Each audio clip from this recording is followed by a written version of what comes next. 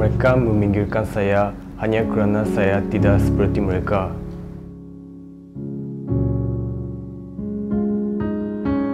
Dialah orang yang saya paling percaya, tetapi dia mengecewakan saya. Tak tahukah dia bahawa plagiat itu salah? Saya bukan seperti mereka. Saya tidak mempunyai sebarang beg yang mahal dan kasut yang berjenama. Disebabkan itu, mereka tidak mahu bergaul dengan saya.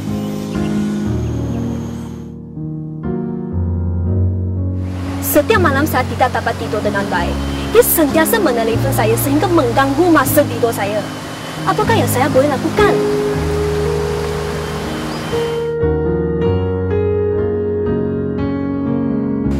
Mereka tidak pernah menghiraukan kehadiran saya semasa perbincangan kumpulan. Mereka hanya bercakap dalam bahasa mereka saja.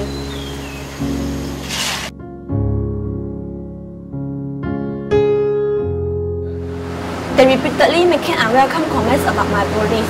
They also keep looking at me and then whisper and laugh whenever I escape to class. It's so unfair.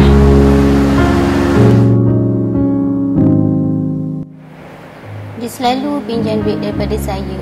Alasannya, dia terlupa nak bawa dompet. Dah pinjam, tak nak bayar pula tu. Saya ni pun bukannya orang senang. Macam manalah saya nak teruskan hidup kat bandar macam ni.